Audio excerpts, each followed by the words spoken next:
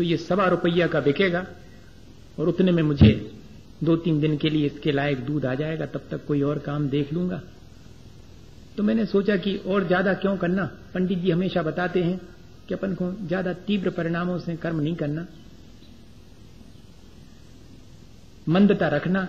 कषायें जितनी ज्यादा प्रबल होंगी उतना तीव्र कर्म बंधेगा। मेरी इतनी ज्यादा लोलुपता नहीं थी, मेरी इतनी ज्यादा कषाय नहीं थी। मुझे तो 1.25 रुपये चाहिए था और 1.25 रुपये की और भी सामान रखी। उनकी घड़ी उतार ले आते तो वह ज्यादा की बिकती और उतनी सोने की अंगूठी रखी थी अरिया में उनके थे, हम बा उठा सकते। सोचा कि कौन को ज्यादा जोड़ के रखना है, 1.25 रुपया का ये ले चलो, इससे काम चल जाएगा। भैया मैंने आपको उदाहरण सुनाया, किस बात की सूचना दे रहा है?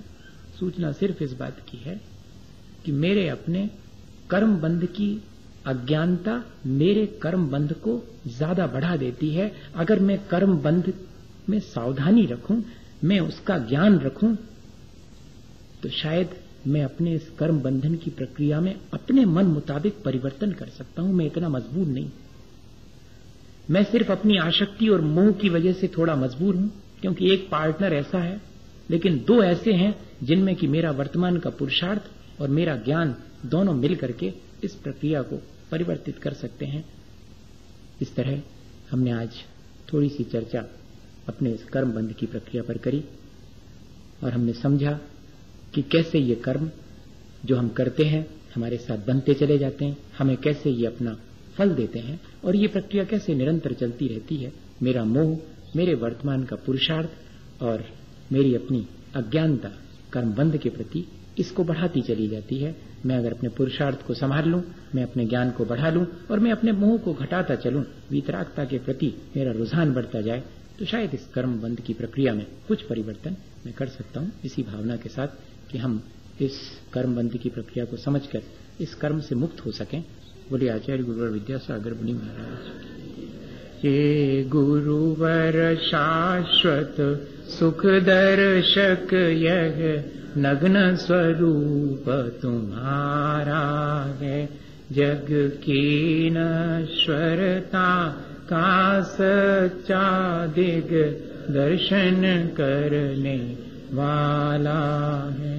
जब जग ऋषियों में रच पच कर गाफिल निद्रा में सोता हूँ, अथवा वह शिव के निष्कंटक पथ में विषकंटक होता हूँ। ओ अर्धनिशा का सन्नाटा वन में वनचारी चरते हूँ, तब शांत निराकुल मानस तुम तत्वों का चिंतन करते हो।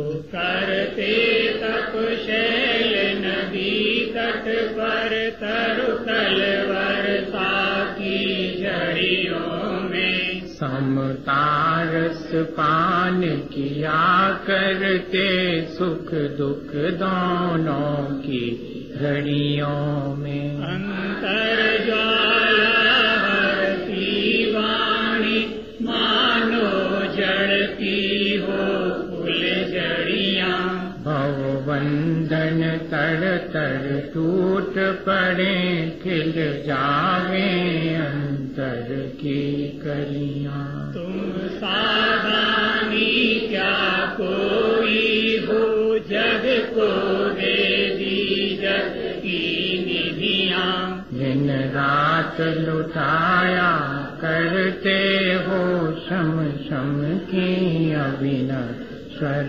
मणियाँ।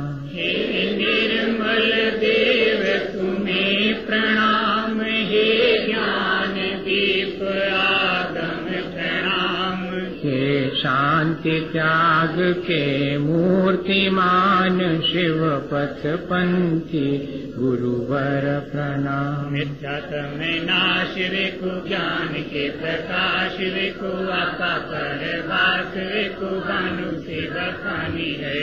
सहो जग जान विको बंद विद भान विको सफर पिछान विको परम प्रमाणी है। अनुभव बताए विकु जीव के जताए विकु काहू न सताए वेखो भव्य और आमी है। जहाँ तहाँ तार वेखो पार के उतार वेखो सुख वे सार वेखो यही ज्ञान वाणी है। जावाणी के ज्ञान से सुनि लो कालो सो वाणी मस्तक नमो सदा दे तुम। पुरख चंदन तांडुल पुष्पक चरु सुदीप धूप पलागे। धवल मंगल गान रवाकुले जिन ग्रहे मुनिराज मगम। ओम ह्रीम श्री 108 परम पूजाचार्य गुरु श्री विद्यासागर जी महाराज की संगत मुनि श्री क्षमा सागर जी श्री भव सागर जी महाराज के चरण कमल की पूजा अनर्भ प्राप्त निर्पामती सा।